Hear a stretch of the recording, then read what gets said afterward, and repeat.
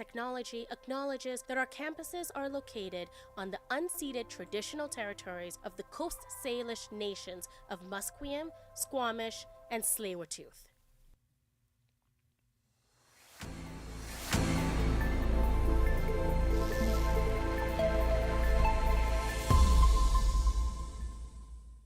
Good afternoon and welcome back. My name is Sophie Hansen and these are your news updates to 3 o'clock. Mounties are looking for witnesses after an assault of 2 men in a Surrey park that left one with life-threatening injuries. They say officers responded on Sunday around 12:40 a.m. to a report of a disturbance and arrived to find 2 victims. Both of the men, who were aged 18 and 22, were brought to the hospital. Police say they are canvassing CCTV footage in the area, but are asking anyone who saw or heard anything suspicious between midnight and 1 a.m. on September 8th to come forward. Premier David Eby says the new Democratic government remains committed to providing services and supports for people in British Columbia, and cuts are not in his agenda. Eby says people have been hurt by high interest costs and the province is facing budget pressures connected to low resource prices, high wildfire costs, and struggling global economies. The Premier says now is not the time to reduce supports and services for people. Finance Minister Katrine Conroy will discuss the province's financial picture later today in an update of the government's first quarterly budget report. Eby says he expects government financial priorities to become a major issue during the upcoming election, with the NDP pledging to continue to fund services and the BC Conservatives looking to make cuts. The Public Health Agency of Canada is explaining why it's asked provinces to get rid of existing COVID-19 vaccines before the new ones were approved. Dr. Donald Shepard, Vice President of the Infectious Diseases and Vaccinations Program, says it's time to eliminate confusion since the new formulation will be shared with the same drug identification number as the old one. When you go for your flu vaccine, you want this year's flu vaccine, right? So imagine if the shelf was stocked with all of last year's and this year's and there was no way to tell them apart. And you just had to roll the dice that you were getting the new one and not last year's flu vaccine. Some healthcare providers raised concern last week as the new approach would leave a gap in vaccine access before the new shots arrive this fall. The British Columbia government says it's collaborating with the federal government to protect its information systems from cyber attacks. The Ministry of Citizen Services says in a statement that the new agreement provides the province with access to cyber defense services, which will then promote its ability to defend, detect, and respond to cyber threats. The announcement comes after the BC government said in May that it had experienced a, quote, sophisticated cyber attack, end quote, initiated by state or state-sponsored actors, promoting investigations by police, the federal and provincial government, and the Canadian Centre for Cybersecurity. The Ministry of Citizen Services says the government fends off about 1.5 billion unauthorized access attempts every day. For BCIT students, getting a decent cup of coffee can be expensive. Reporter Laura Nachilli reports on why the G&A robot may be a good resource for those looking for a cheaper alternative. Lower pricing for coffee and other beverages is important for student success, according to Linda Zhang, Customer Relations at G&A Robot. This robot is located on BCIT campus that provides low-priced coffees and teas. She says that despite the low pricing, there's a lack of human interaction that may alter the students' dining experience. What we're looking at is we are not trying to replace the traditional options that are already currently working very well for students on campus, but we're trying to act as a complement to them. Zhang says that G&A Robot hopes to place these machines at transit stations. Lauren Achille, BCIT's The Crow. And in more BCIT news, today is day one of BCIT's annual Clubs Day. As our reporter Jacob Fraser explains, Clubs Day is an opportunity for students to learn more about the BCIT club community. BCIT is home to many different clubs throughout campus. Today is the first day for students to explore the many club options and meet like-minded students at BCIT's Clubs Day. With over 50 different club options for students varying from anime to motorsport, there is surely a club for everyone, all of which are currently recruiting new members and offering leadership opportunities as well. Clubs Day will be held in the SE2 building in the Great Hall between 11 a.m. to 3 p.m. Jacob Fraser, BCIT's The Crow. And Jacob joins us in studio now. Jacob, what kind of clubs are offered at BCIT? Thanks, Sophie. According to BCIT's Student Association, there are over 50 clubs that BCIT offers that include a wide variety of interests students may have. The clubs range from things like Anime Club to Motorsports Club, as well as things like Enactus, which is BCIT's business club. And what are the benefits of joining the clubs offered by BCIT? As the president of Enactus Club, Ethan Van Dyke, told me, clubs give students the opportunity to go into the community and build connections with both fellow students and professionals outside BCIT. According to BCIT's Student Association, it gives students the chance to meet fellow like-minded students on campus and gives them the chance to come together. Thanks, Jacob. Thank you. In more news, the Regional District of East Kootenay says a wildfire near the community of Baines Lake has prompted an evacuation order for about 14 properties and alert for 38 others. The BC Wildfire Service says the fire was discovered yesterday and is about 4 hectares in size. It's currently burning out of control. The service says the fire is believed to have been human-caused, and it's among about 220 blazes burning across the province. However, the fire's behavior is expected to decrease as rain, wind, and cooler temperatures set in later this week. In more fire news, Jasper Town Council estimates around 2,000 of the town's 5,000 residents have nowhere to live after over 800 housing units were destroyed in July's devastating fire. The engineering manager for Canmore says it's an unrealistic goal to secure housing for everyone in need. Andy Astarte, who is temporarily working on Jasper's recovery, says the Joint Recovery Coordination Center has been focused on securing housing for those deemed essential workers. Councillor Wendy Hall says she's worried for some residents that are falling through the cracks, despite understanding why the focus has been on finding housing for essential workers. Foreign Affairs Minister Melanie Joly says Ottawa prohibits any Canadian-made arms from reaching the Gaza Strip. Her comments come weeks after the U.S. announced plans to send Quebec-made ammunition to Israel. Joly barred the military exports to Israel earlier this year, but she now says she also froze dozens of previously existing permits. I asked my department to look into any existing permits of arms or parts of arms that could have been sent to Israel. Following that, I suspended this summer around 30 existing permits of Canadian companies, and we're asking questions to these companies. A coalition of civil society groups have called on Ottawa to expand restrictions on military exports on Israel to a total ban, citing concerns Israel is violating international humanitarian law in Gaza. Now, a family of a murdered Quebec provincial police sergeant says it welcomes the recommendations of a coroner's report into her death. Maureen Bro's relatives watched today's news conference with coroner John Kamel remotely, with a family spokesman saying they're ready to turn the page. Dominic Roberge, a provincial police officer, union official, and longtime friend of Bro and her husband, says the family's major concern is that Kamel's recommendations will be shelved rather than dutifully considered by authorities. They're pretty happy with the results and the coroner's report. Obviously, they're kind of digesting all the report and all the emotions that it creates. And they will take a couple of days to react. But for the moment, they don't want to react something, nothing formal. But they told us to tell you that they feel comfortable with the report and they're pleased with the recommendations.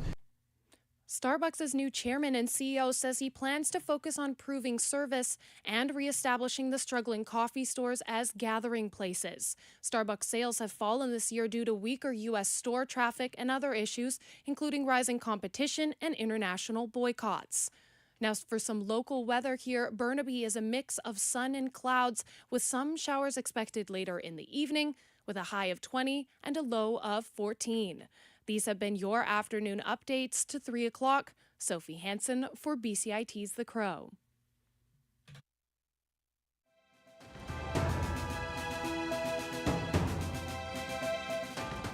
Stay tuned for more on BCIT's 1680 The Crow.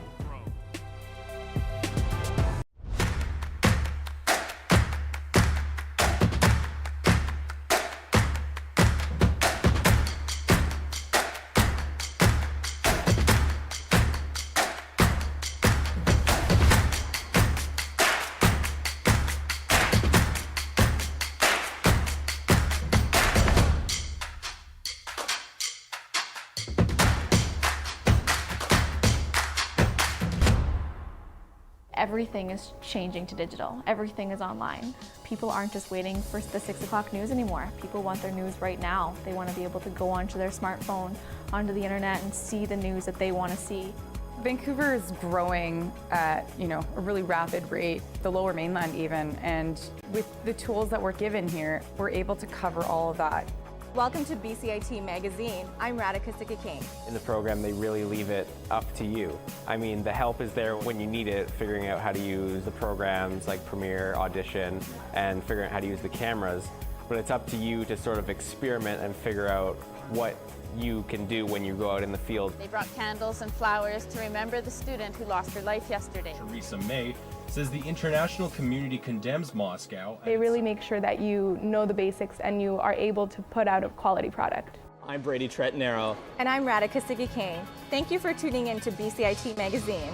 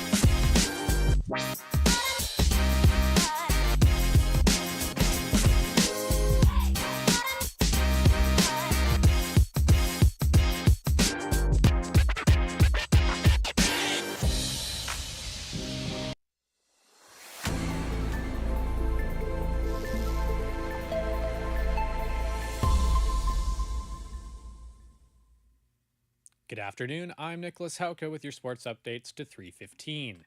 Starting with tennis, Canada's top male tennis players have defeated Argentina 2-1 at the Davis Cup. Denis Shapovalov beat Francesco Cerundolo in 2 sets. Montreal's Felix Auger-Aliassime then topped Sebastian Baez in straight sets in the second singles match.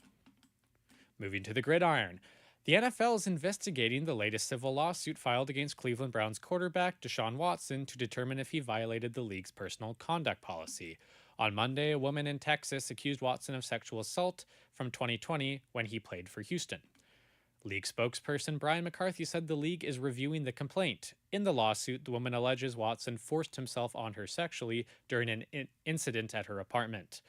Watson was suspended 11 games by the league in 2022 after more than 24 women accused him of sexual assault and inappropriate conduct during massage therapy sessions. The Browns traded 5 draft picks for the 3-time Pro Bowler back in 2022. Miami Dolphins star wide receiver Tyreek Hill was pulled from his sports car by Miami-Dade County police officers outside Hard Rock Stadium Sunday during a traffic stop before the team's season opener. This triggered a national debate on whether the treatment was justified. The 30-year-old was pushed onto the ground, face first, handcuffed before being forced to the ground again, despite his complaint that sitting on the curb caused pain in his surgically repaired knee. Hill was eventually released after receiving citations for careless driving and failing to wear his seatbelt. Police Department Director Stephanie Davis has put one officer on administrative leave, and an internal affairs investigation is underway. Here's a clip of the audio from the body cam footage courtesy of the Miami-Dade Police Department. Get out! Get out! Get out! Damn! What part of brother doing this now? Hey, Drew, I'm getting arrested, dude. I'm getting arrested, Drew. In college football news, former Michigan stars Denard Robinson and Braylon Edwards are suing the NCAA and Big Ten Network. They claim they lost out on millions of dollars during their college careers because of the NCAA's now lifted ban on athletes being compensated for their name, image, and likeness. The federal class action antitrust lawsuit was filed in the Eastern District of Michigan on behalf of all Michigan football players who played before 2016. Moving to the soccer pitch, Harry Kane has started his 100th game in international play for England. The Three Lions captain became only the 10th player in team history to reach that milestone. Kane was presented with a golden cap by former players Frank Lampard and Ashley Cole prior to the game. Heading to the racetrack, Formula One's most influential car designer Andrew Newey is switching lanes and joining Aston Martin in March 2025. Newey previously spent nearly 2 decades with Red Bull and is widely credited with putting the team on its path to dominance in F1. Now Newey joins a team that has big ambitions to challenge for the title.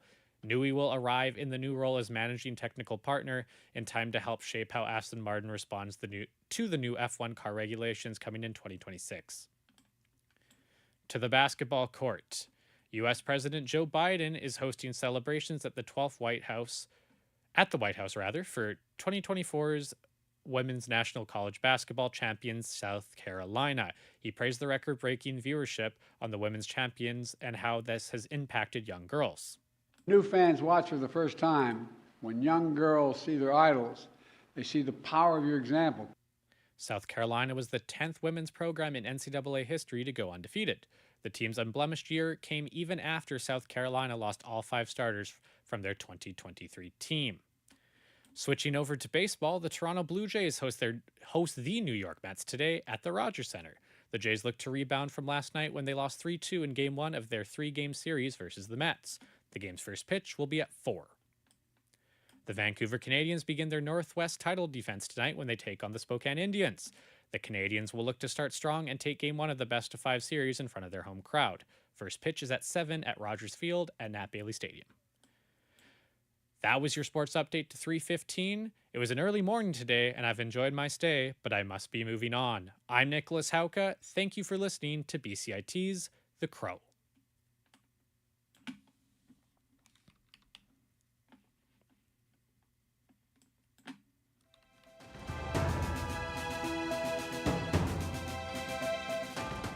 Stay tuned for more on BCIT's 1680 The Crow. Police officers that detained Miami Dolphins wide receiver Tyreek Hill need to be fired. Those not familiar with the situation, body camera video released yesterday showed police officers dragging Hill out of his sports car and forcing him face first onto the ground during a traffic stop. Was Hill being difficult? Yes, but that doesn't condone any of the police officers' actions. As Hill was dragged out of the car, officers told him to sit.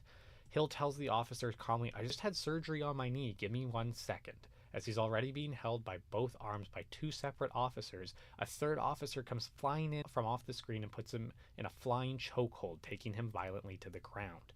Moments later, 2 of Hill's teammates pull over and respectively and peacefully get out of their vehicle to support Hill with their hands in the air. They're instantly met with one of the officers, who berates them and screams at one of the players for his driver's license. One of the players in the car was later handcuffed by officers. The player in question was 2019 NFL Man of the Year winner Calais Campbell. Police officers are supposed to serve and protect their community. They're supposed to be able to handle the worst situations imaginable. If these officers can't de-escalate a basic traffic stop, how are they expected to be able to handle actual dangerous situations? They clearly can't be trusted and they're unfit to be police officers. Fire them immediately.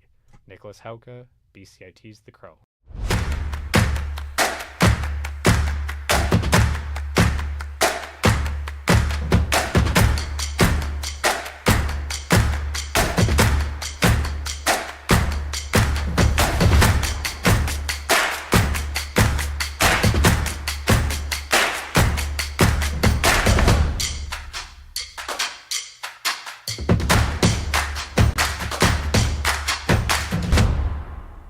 Everything is changing to digital. Everything is online. People aren't just waiting for the 6 o'clock news anymore. People want their news right now. They want to be able to go onto their smartphone, onto the internet, and see the news that they want to see. Vancouver is growing at, a really rapid rate, the Lower Mainland even, and with the tools that we're given here, we're able to cover all of that.